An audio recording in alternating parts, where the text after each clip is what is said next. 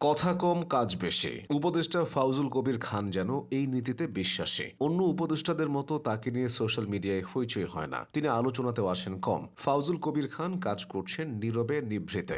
সরকারের সবচেয়ে বেশি বাজেটের একাধিক মন্ত্রণালয়ের দায়িত্বে আছেন তিনি। এগুলো হলো সড়ক পরিবহন ও সেতু মন্ত্রণালয়, বিদ্যুৎ জ্বালানি ও খনিজ সম্পদ মন্ত্রণালয় এবং রেলপথ মন্ত্রণালয়। অতীতে যত অনিয়ম আর দুর্নীতি হতো তার বেশিরভাগই হতো এসব সেক্টরে। ফাউজুল কবির খান দায়িত্ব নিয়ে সেসব অনিয়মের লাগাম টেনেছেন। তিনি দায়িত্ব নেওয়ার সময় বিদ্যুৎ ও জ্বালানি খাতে মোট বৈদেশিক দেনা ছিল প্রায় ৩৯,০০০ কোটি টাকা।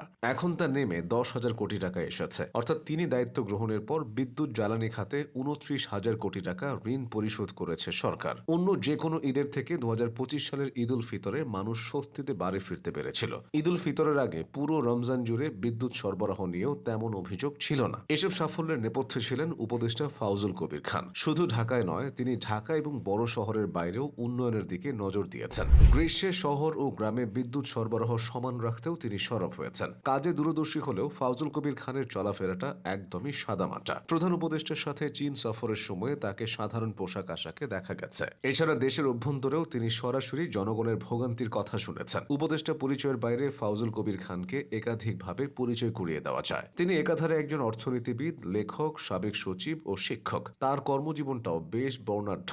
ফাউজুল কবির খান চট্টগ্রামের সন্দ্বীপের হরিশপুর গ্রামে জন্মগ্রহণ করেন। তার বাবা চট্টগ্রাম বিশ্ববিদ্যালয়ের একজন সাবেক প্রফেসর। দেশে পড়াশোনা শেষে ফাউজুল কবির খান ১৯৮৯ সালে যুক্তরাষ্ট্রের বোস্টন বিশ্ববিদ্যালয় থেকে অর্থনীতিতে পিএইচডি ডিগ্রি অর্জন করেন। তবে এর আগেই শুরু হয়েছিল তার কর্মজীবন। তিনি বাংলাদেশ সিভিল সার্ভিসের ১৯৭৯ ব্যাচের কর্মকর্তা। দীর্ঘ জীবনে একাধিকবার করেছেন অধ্যাপনা। তিনি ১৯৯২ থেকে ১৯৯৫ সাল পর্যন্ত সিঙ্গাপুর ন্যাশনাল ইউনিভার্সিটিতে ইকোনমিক্স ডিপার্টমেন্টে অধ্যাপনা করেন। পরবর্তীতে তিনি ২০০৭ থেকে ২০০৯ পর্যন্ত বাংলাদেশ সরকারের বিদ্যুৎ বিভাগের সচিব ছিলেন। এছাড়া তিনি ১৯৯৮ থেকে ২০০৭ সাল পর্যন্ত ইটকলের প্রতিষ্ঠাতা সিইও হিসেবে সফলতার সাথে দায়িত্ব পালন করেন। পাশাপাশি বিশ্ব ব্যাংকের অর্থায়নে সোলার হোম সিস্টেম সফলভাবে পরিকল্পনা ও বাস্তবায়নও নেতৃত্ব দেন। ২০০৯ সালে প্রফেসর খান সরকারি চাকরি থেকে অবসর নেন।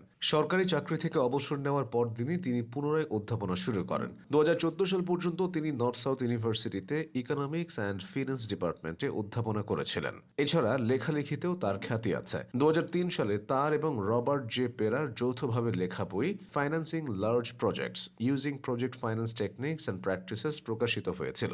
বইয়ের পাশাপাশি তিনি বিভিন্ন সময় কলামও লিখেছেন। দেশের মানুষের পাশাপাশি ফাউজুল কবির খান নিজ অঞ্চলের উন্নয়নে কাজ করে যাচ্ছেন। বিভিন্ন সময় তার কলামে উঠে এসেছে সন্দ্বীপের যোগাযোগ ব্যবস্থার করুণ চিত্র।